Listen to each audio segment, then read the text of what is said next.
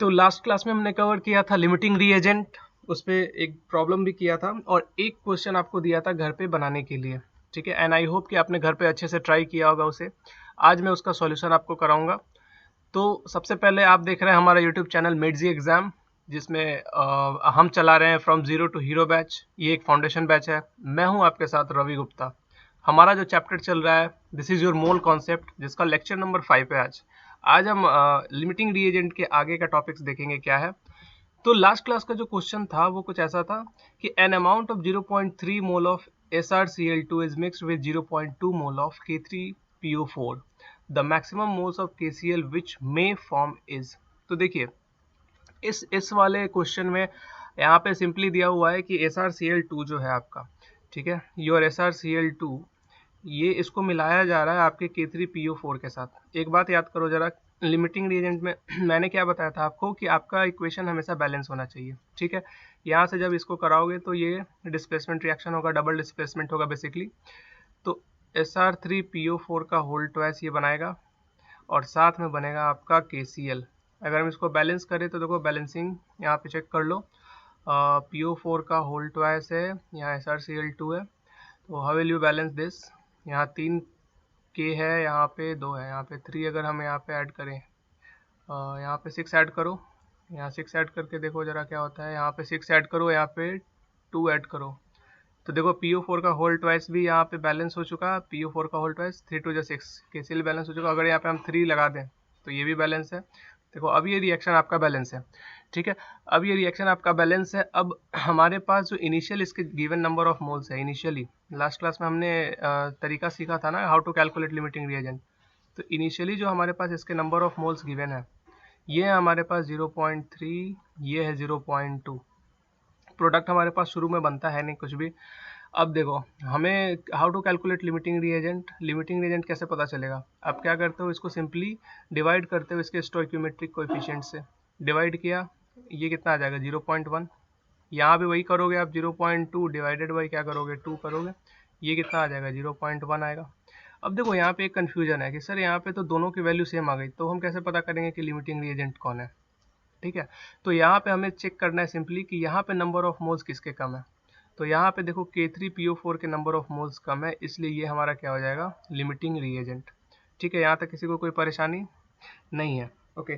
तो एक बात बताओ, K3PO4 का होल K3PO4 जो है आपका, ये आपका हो गया लिमिटिंग रीएजेंट। तो यहाँ पे हम चेक कर सकते हैं इस 2 के लिए, इस 2 के लिए आपसे क्या पूछ रहा है KCl कितना फॉर्म होगा। इस 2 के लिए ये कितना फॉर्म हो रहा है 6, तो 1 के लिए कितना फॉर्म होगा 3, ठीक है। तो इसके कितने नंबर ऑफ मोल्स के लिए ये पूछ रहा है 0.2 के लिए। तो देखो 2 के लिए ये 6 KCl फॉर्म हो रहा था, 1 के लिए 3 KCl। एक सेकेंड, यहाँ पे मैं साइड में लिख देता हूँ, वो आउट ऑफ फ्रेम चला जाएगा फिर, ठीक है। इधर लिख देता हूँ वरना आउट ऑफ फ्रेम जाएगा, फिर आप बोलोगे सर कुछ दिख नहीं रहा है। चलो यहाँ पे देखो 2 K3PO4 के लिए बन रहा था 6 KCl, ठीक है। 1 के लिए कितना बनेगा 3 KCl, ठीक है।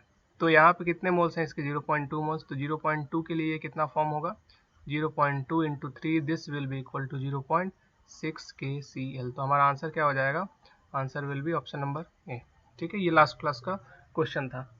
ओके, आज जो हमारा टॉपिक है, हम स्टार्ट करेंगे एक बहुत ही ज़्यादा इम्पोर्टेंट टर्म जिससे आपके मैक्सिमम क्वेश्चन सॉल्व होंगे, ठीक है। कंसंट्रेशन टर्म्स, कंसंट्रेशन टर्म्स से स्टार्ट करेंगे आज का लेक्चर। और कंसंट्रेशन टर्म्स का मतलब क्या होता है, जरा देखो। आपने एक ग्लास लिया, उस ग्लास में आपने कुछ चीनी मिलाया, ठीक है। तो चीनी कभी कभी आप ज़्यादा मिला देते हो, कभी कभी चीनी बहुत कम रहता है। तो चीनी जब ज़्यादा मिला दिए तो बहुत ज़्यादा कंसनट्रेटेड हो जाता है।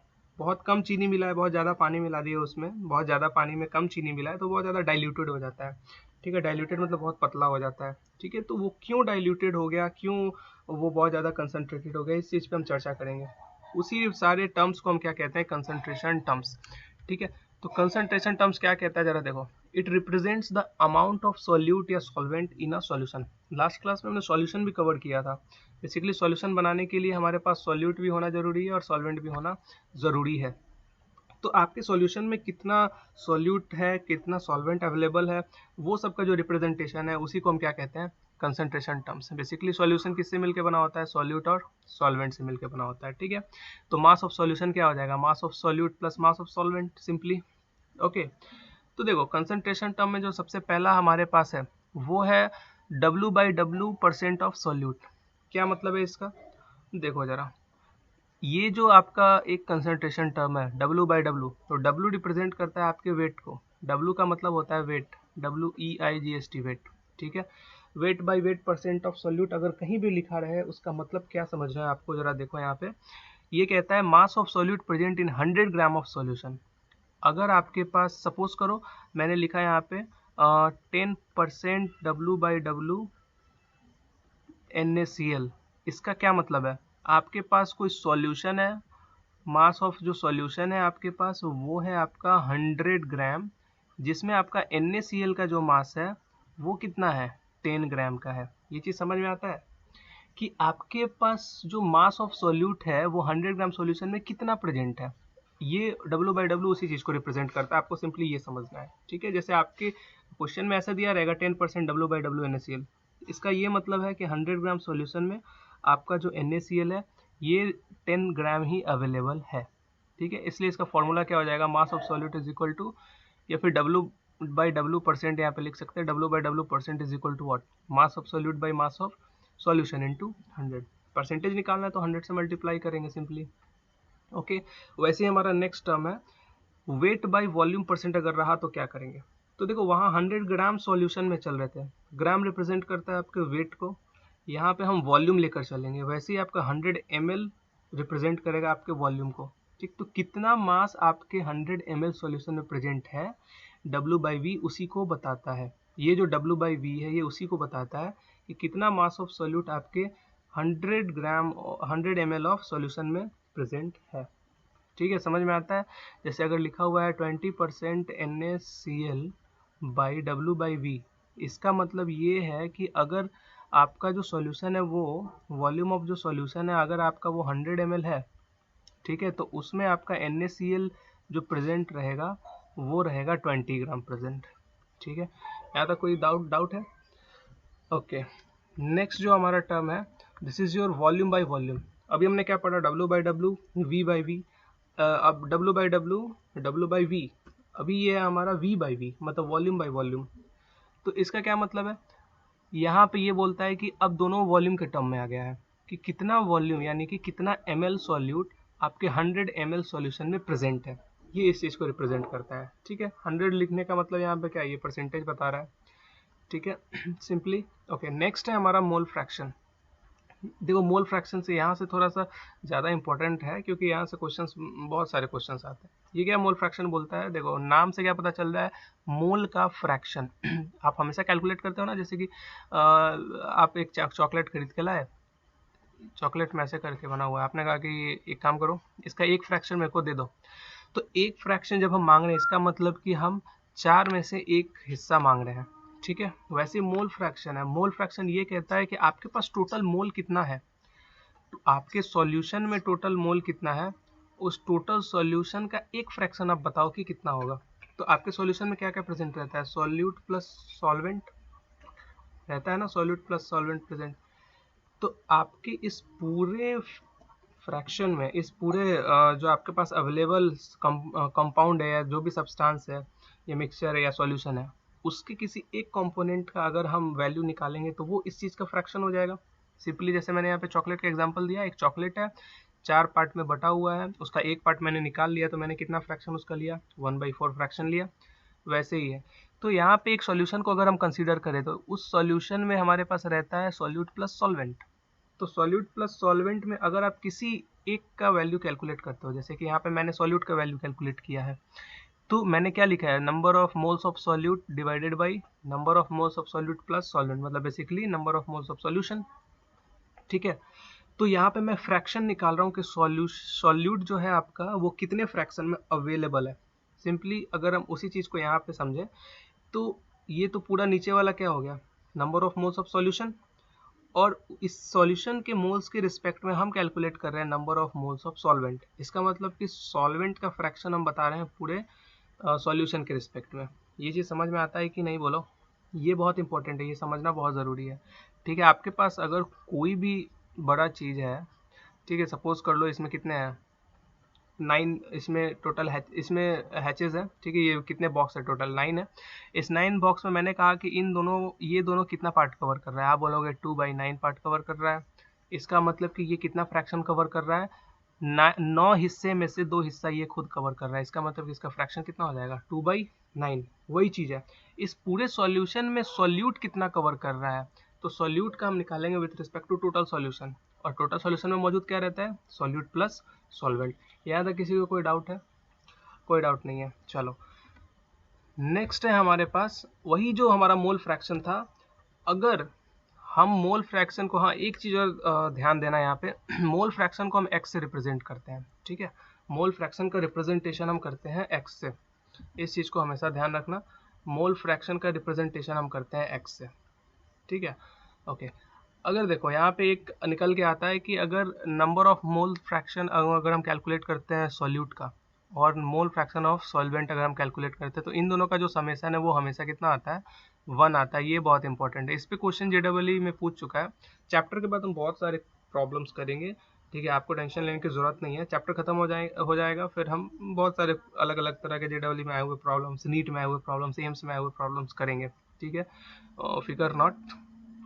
नेक्स्ट, अगर हमें मोल परसेंट कैलकुलेट करना रहा तो हम क्या करेंगे, बेसिकली मोल फ्रैक्शन को 100 से मल्टीप्लाई कर देंगे, हमारा मोल परसेंटेज कैलकुलेट हो जाएगा। अगर हम गैस के टर्म में बात करें तो हम वॉल्यूम परसेंट भी बोल सकते हैं, इसको मोल परसेंट भी बोल सकते हैं। मोल परसेंट बेसिकली हम यूज़ करते हैं फॉर लिक्विड, ठीक है, जो लिक्विड फेज में रहता है उसके लिए। गैस फेज में कहीं कहीं पे वॉल्यूम परसेंट भी दिया रहता है, तो आपको टेंशन नहीं लेना है, आपको समझना है कि मोल परसेंट और वॉल्यूम परसेंट दोनों क्या है, सेम है। चलो नेक्स्ट हमारा जो टर्म है, and this is your molarity. बहुत मज़ेदार है ये टॉपिक। मोलैरिटी क्या कहती है जरा देखिए। मोलैरिटी भी एक कंसंट्रेशन का टर्म है। इसका डेफिनेशन पहले हम देखेंगे क्या कहता है ये। इसका डेफिनेशन ये कहता है कि the number of moles of solute present in 1 litre of solution, ठीक है। 1 लीटर सॉल्यूशन में, देखो आपको इसका डेफिनेशन बहुत अच्छे से ध्यान में रखना है, क्योंकि इसके डेफिनेशन के बेसिस पे ना हम बिल्कुल इसके डेफिनेशन को ही देखते हुए हम मोलैलिटी और मोलैरिटी का, है ना, रिलेशन कैलकुलेट करेंगे, ठीक है। तो इसका डेफिनेशन याद रखना है कि आपके 1 लीटर के सॉल्यूशन में कितने number of moles of solute present है। अगर आपका ये एक सॉल्यूशन है 1 लीटर का, तो इसमें number of moles of solute कितने प्रेजेंट है, ये बताता है आपका मोलैरिटी, जिसको हम रिप्रेजेंट करते हैं कैपिटल एम से। कहीं कहीं पे आप जाओगे 12th में जाओगे तो सी भी लिखा हुआ रहता है, कहीं पे कंसंट्रेशन जिसे कहते हैं, ठीक है। तो मोलैरिटी इज इक्वल टू क्या हो जाएगा, number of moles of solute divided by volume of solution, और ये हमेशा होना चाहिए लीटर में। यहाँ पे ये चीज़ समझ में आता है कि नहीं आता है, ये चीज़ हमेशा होता है आपका यहाँ पे लीटर में।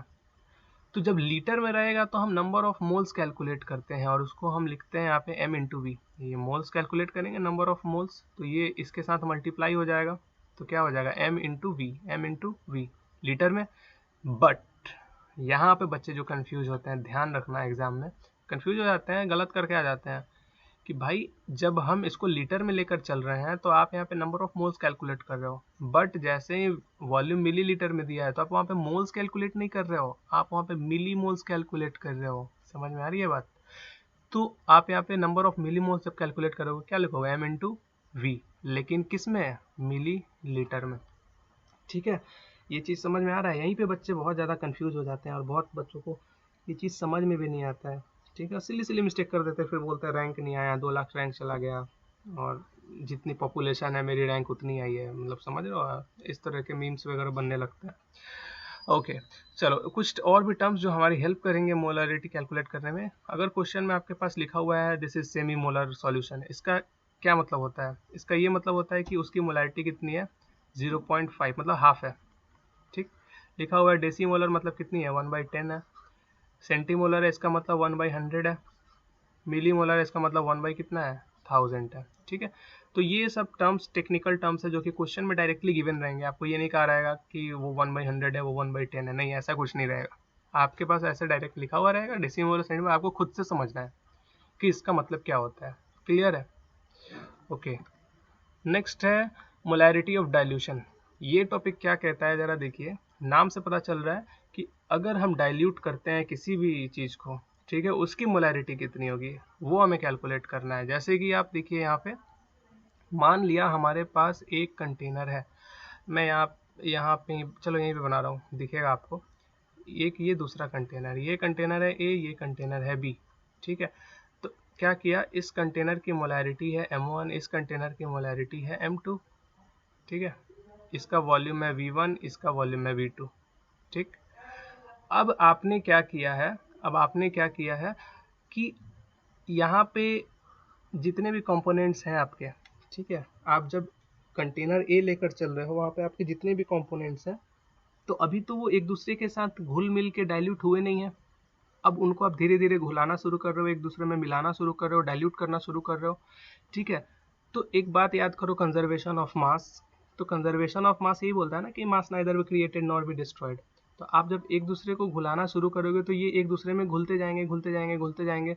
फिर उनका जो अमाउंट है, अमाउंट तो आपका सेम रहेगा, बट इनकी मोलैरिटी में ये हो सकता है कि ये थोड़ा डाइल्यूट हो जाए, ये थोड़ा कंसनट्रेटेड हो जाए, लेकिन अमाउंट तो इनका टोटल क्या रहेगा, सेम ही रहेगा। अमाउंट कहने का क्या मतलब कि इनके नंबर ऑफ मोल्स क्या रहेंगे, डाइल्यूशन के पहले भी वही रहेंगे और डाइल्यूशन के बाद भी वही रहेंगे। चेंज किस में आएगा, सिर्फ इनकी मोलैरिटी में आ सकता है, इनके वॉल्यूम में आ सकता है, हो सकता है कि ये डाइल्यूटेड हो जाए बाद में, हो सकता है कि ये बाद में कंसनट्रेटेड हो जाए, बट इनके नंबर ऑफ मोल्स आप शुरू में जो लेकर चले थे बाद में भी वही रहेंगे, क्योंकि ये कंजर्वेशन ऑफ मास को फॉलो करते हैं। तो यहाँ पे वही चीज़ है कि number of moles of solute before dilution is equal to number of moles of solute after dilution. तो यहाँ से जो आपका फॉर्मूला एक निकल के आएगा क्या, कि इनिशियली अगर हम मानते हैं m1 v1 था, तो फाइनली भी क्या हो जाएगा m2 v2। ये बहुत इंपॉर्टेंट है क्योंकि इससे बहुत क्वेश्चन आएगा। मैं बताऊंगा आपको शॉर्ट ट्रिक्स, आपको टेंशन लेने की जरूरत नहीं है, ठीक है। बस आप इंतजार करो, और अभी थ्योरी खत्म कर लेते हैं, फिर हम करेंगे बहुत सारे क्वेश्चंस, ठीक है। चलो, अब एक और बहुत इंपॉर्टेंट चीज मोलैरिटी के बारे में, ये वाला लाइन, कि अगर आपके पास ये डी डेंसिटी को रिप्रेजेंट करता है, ठीक है, ये रिप्रेजेंट कर रहा है आपकी डेंसिटी को। अगर डी डेंसिटी को रिप्रेजेंट करता है तो ये मास बाय वॉल्यूम क्या होता है, डेंसिटी। तो ग्राम पर लीटर पर मिलीलीटर अगर इसका यूनिट है, एम ऑफ सॉल्यूट मतलब कि M of solute molar mass of solute, ठीक है, और x is equal to W by W percent of solute. इस टाइप का क्वेश्चन अगर आपके यहाँ दिया हुआ है आपके क्वेश्चन में, और आपसे पूछ रहा है कि बताइए भाई मोलैरिटी क्या होगी, तो कुछ नहीं करना है, बिल्कुल आपको आंख बंद करना है और ये फॉर्मूला लगाना है 10x D by M solute, ठीक है। आराम से आपका यहाँ पे मोलैरिटी कैलकुलेट हो जाएगा। समझ में आ रहा है, ठीक है। आपके क्वेश्चन में अगर इस तरह का कुछ भी दिया हुआ है कि एक डेंसिटी गिवन है, नंबर ऑफ एक्स गिवन है, weight by weight percent of solute, फिर molar mass of solute given है, तो आपसे मोलैरिटी पूछ रहा है, तो सिंपली आप कुछ नहीं करोगे, 10x डी बाई क्या लिख दोगे, एम सॉल्यूट मतलब मोलर मास ऑफ सॉल्यूट, आपका मोलैरिटी निकलेगा। दूसरी बात, मोलैरिटी इज इक्वल टू क्या होता है, number of moles of solute divided by volume of solution, होता है ना।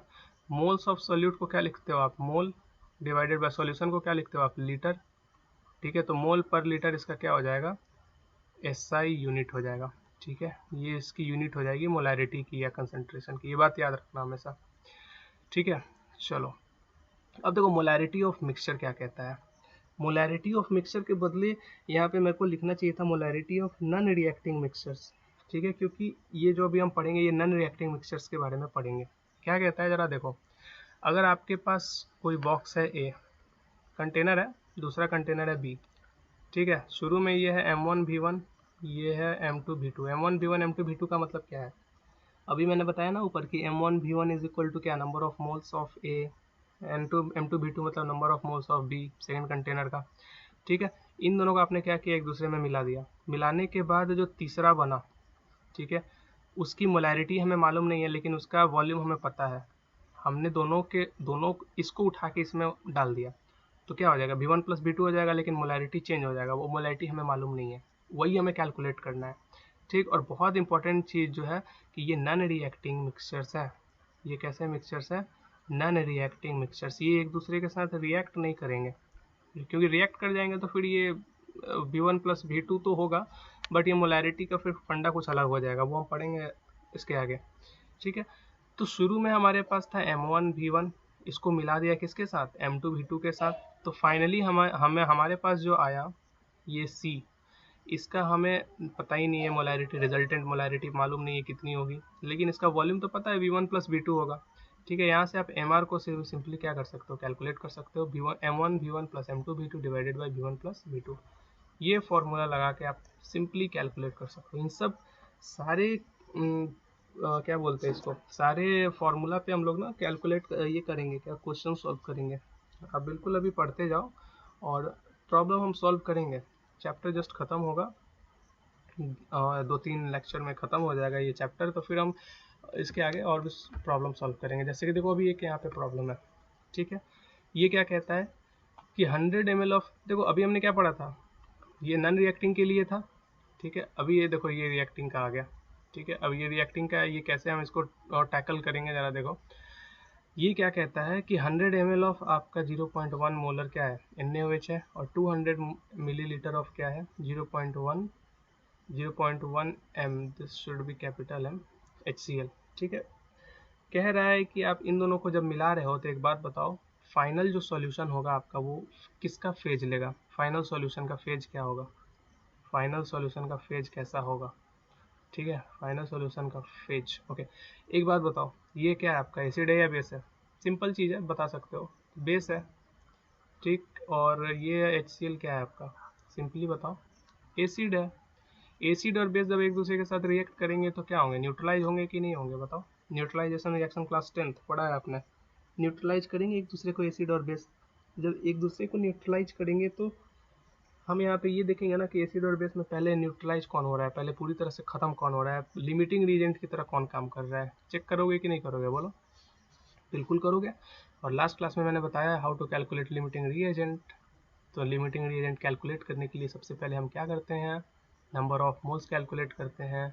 तो हम यहाँ पे पहले इस रिएक्शन को शो करेंगे, ये क्या हो जाएगा बताओ, NaCl प्लस H2O। ओके, अच्छा, हम क्या करते हैं, how to calculate limiting reagent, सबसे पहले हमें मोल पता होना जरूरी है। मोल कैसे पता चलेगा, वॉल्यूम दिया हुआ है, मोलैरिटी गिवन है, M इंटू बी कर देंगे तो मोल्स पता चलेगा। पर एक बात ध्यान रखो, यहाँ मिलीलीटर में है, मैंने अभी जस्ट आपको बताया अगर मिलीलीटर में वॉल्यूम है तो हम मिली मोल्स कैलकुलेट करते हैं, ना कि मोल्स। दिस इंटू दिस करेंगे, दिस इंटू दिस करेंगे तो कितना हो जाएगा बताओ, 10 मिली मोल्स हो जाएगा इसका, 10 milli moles, 10 milli moles basically, ठीक है, 10 मिली मोल्स हो जाएगा इसका, ठीक। इसको इन दोनों को रिएक्ट ये कराएंगे मल्टीप्लाई तो कितना हो जाएगा, 20 मिली मोल्स हो जाएगा इसका, हो जाएगा। शुरू में तो ये कुछ भी नहीं बनेगा। अब हमें क्या कैलकुलेट करना है, लिमिटिंग रिएजेंट कौन होगा, देखो इसके कोफिशिएंट्स इसको डिवाइड करो 10/1, इसके कोफिशिएंट्स इसको डिवाइड करो 20/1, दोनों सेम एज इट इज़ है। पहले कंज्यूम कौन होगा, 10, क्योंकि इसका अमाउंट क्या है, कम है, तो ये हमारा क्या हो जाएगा, लिमिटिंग रिएजेंट, ठीक। इस 1 के लिए ये कितना बन रहा है 1, तो इस 10 के लिए ये कितना बनेगा 10, इसका मतलब कि ये कितना कंज्यूम होगा, ये तो 0 हो जाएगा ना लिमिटिंग रिएजेंट, और इस ये कितना कंज्यूम होगा 20 minus 10, and this will be equal to 10 milli moles. तो एक बात बताओ, आपके इन दोनों के रिएक्शन में पहले ख़त्म कौन हो गया, NaOH ख़त्म हो गया, बचा कौन, HCl। HCl क्या है, एसिड है। तो ये पूरा सॉल्यूशन जो है वो कौन सा फेज ले लेगा आपका, एसिडिक फेज ले लेगा। ये कौन सा फेज ले लेगा, एसिडिक फेज आपका सॉल्यूशन बचेगा, बचेगा ना। अब आपसे एक क्वेश्चन और पूछ सकता है यहाँ पे, क्या, एक बात बताइए सर, आपने इन दोनों को जब मिला दिया तो इन दोनों का वॉल्यूम तो इंक्रीज करेगा, मैंने कहा कि हाँ बिल्कुल, रिजल्टेंट वॉल्यूम तो इंक्रीज करके 300 ml हो जाएगा। मैंने कहा ठीक है, फाइनली बचा क्या है, HCl। HCl के नंबर ऑफ मोल्स कितने बचे हैं, मिली मोल्स। आप कहोगे कि इसके नंबर ऑफ मोल्स जो बचे हैं वो 10 मिली मोल्स बचे हैं। ओके सर, तो ये बताइए इसकी मोलैरिटी सर कितनी होगी। आप बोलोगे मिली मोल्स यहाँ पे है और ये मिली लीटर है, मिली मिली कट जाएगा, ये मोल्स पर लीटर यहाँ पे, इसका मतलब कि 10 बाई क्या हो जाएगा 300। ये मिली मोल्स है, ये मिली लीटर है, मिली मिली कैंसिल, मोल पर लीटर बचेगा, इसका मतलब कि इसकी मोलैरिटी कितना हो जाएगी, 1/30 हो जाएगी मोल पर लीटर। बोलो समझ में आता है कि नहीं आता है, ये चीज़ आता है समझ में, ठीक है। ये क्वेश्चन इस तरह के आते हैं आपके JEE में, बहुत छोटे छोटे क्वेश्चन, बहुत ईजी क्वेश्चन है, ठीक है। नेक्स्ट है हमारा जो टर्म है, this is your molality, and what molality says कि आपके number of moles of solute 1 kg of solvent में कितने प्रेजेंट है, ये कहता है आपका मोलैलिटी, जिसको हम रिप्रेजेंट करते हैं स्मॉल m से। Number of moles of solute 1 kg solvent में कितना प्रेजेंट है वो हमारा बताता है मोलैलिटी। जैसे एग्जांपल है कि अगर 4 gram of NaOH 90 gram of water में प्रेजेंट है तो उसकी मोलैलिटी बताओ। तो 90 ग्राम ज़्यादा या 4 ग्राम, 90 ग्राम ज़्यादा है, इसका मतलब सॉल्वेंट क्या हो जाएगा, वाटर हो जाएगा, यही आपका सॉल्वेंट हो जाएगा। ठीक है, बट एक चीज़ देखो, हमने यहाँ पे केजी में लिखा है फॉर्मूला, तो हमें यहाँ पे जो भी ग्राम है इसको केजी में पहले कन्वर्ट करना पड़ेगा, नहीं तो यहाँ पे 1000 से मल्टीप्लाई करना पड़ेगा, ग्राम में लिखते हो तो वो उतना 1000 से मल्टीप्लाई करने वाले के बारे में नहीं सोचना है हमें, डायरेक्टली यहाँ पे इसको हम क्या करेंगे, केजी में कन्वर्ट करेंगे। तो 90 को जब केजी में कन्वर्ट करोगे तो क्या लिखोगे, 90 डिवाइडेड बाई 1000, और यही आपका सॉल्वेंट है। ठीक है, फॉर्मूला क्या होता है, number of moles of solute by mass of solvent. Okay, moles of solute, यहाँ सॉल्यूट कौन है, NaOH है, इसका मोल्स कैलकुलेट करो, given mass by molar mass, मतलब 4/40 इज इक्वल टू कितना, 0.1। तो मोलैलिटी इज इक्वल टू कितना हो जाएगा, number of moles of solute divided by moles of mass of solvent. तो यहाँ से आपकी मोलैलिटी कितनी आ जाएगी, 10/9। बोलो यहाँ तक किसी को कोई डाउट है, कोई डाउट नहीं है, बिल्कुल बेसिक सा चीज़ है ये, और ये आपको बिल्कुल समझते हुए चलना है, बहुत टफ नहीं है, बहुत ईजी है, और बहुत पैनिक नहीं होना है। बहुत सारे क्वेश्चंस करेंगे अभी हम चैप्टर खत्म होने के जस्ट बाद। ठीक है, okay, your next term is what, PPM and PPB। देखो हम रहते हैं ना बहुत अभी अपने इन्वायरमेंट में, तो मैंने अगर आपसे पूछा कि आपका ये जो इन्वायरमेंट है, अगर इसमें 1 मिलियन पार्ट है तो CO2, मैंने ऐसे एग्जांपल दिया, सपोज कर लो कि सल्फर डाइऑक्साइड है, ठीक, SO2 आपके इन्वायरमेंट में 250 ppm प्रेजेंट है। इसका क्या मतलब है कि, इसका ये मतलब हुआ कि अगर आपके इन्वायरमेंट में, आपके एटमॉस्फेयर में 1 मिलियन पार्ट है बाई मास, ठीक है, तो उसमें जो आपका SO2 है वो 312 मास कंटेन करता है। मतलब कि 1 मिलियन पार्ट में कितने पार्ट सॉल्यूट आपका प्रेजेंट है, वही आपका बताता है, क्या बताता है, PPM बताता है। ठीक है, 1 ppm यही बताता है कि 1 million part by mass of solution में सॉल्यूट आपका कितना प्रेजेंट है। ठीक है, तो यही आपका फॉर्मूला है सिंपली, और मिलियन है इसलिए 10⁶ है, पर मिलियन आप निकाल रहे हो, अगर आप पर बिलियन निकालोगे तो 10⁻, क्या कर दोगे, 9। पर बिलियन का मतलब क्या, 1 बिलियन मास ऑफ सॉल्यूशन में, या 1 billion part by mass of solution में कितने मास ऑफ सॉल्यूट आपके प्रेजेंट है, यही क्या बताता है आपका PPB। ठीक है, ये हमारा बिल्कुल बेसिक टर्म था, कंसंट्रेशन ऑफ, जो भी ये कंसंट्रेशन टर्म्स जितने भी थे, बिल्कुल आज का बेसिक क्लास था ये सब चीज़, क्योंकि ये सब चीज़ आपको जानना ज़रूरी था, और इसी बेसिस पे हम आगे के लेक्चर में रिलेशन कैलकुलेट करेंगे और कुछ अच्छे सवाल करेंगे, सो दैट कि आपका कन्फ्यूजन बिल्कुल क्लियर हो जाए, जितने भी डाउट है सबका सब क्या हो जाए, क्लियर हो जाए। ठीक है, अभी के लिए बस इतना ही। अगर आपको हमारा वीडियो अच्छा लगा हो तो हमारे चैनल को लाइक करें, शेयर करें, सब्सक्राइब करें, और कोई भी डाउट हो आपको इस वीडियो से रिलेटेड, इस लेक्चर से रिलेटेड, या जो भी हमारा सीरीज चल रहा है, हमारे चैनल पे जितने भी सीरीज है, आप प्लीज़ कमेंट बॉक्स में कमेंट करके आप बता सकते हैं। ठीक है, तो आज के लिए बस इतना ही, बाय बाय, टेक केयर।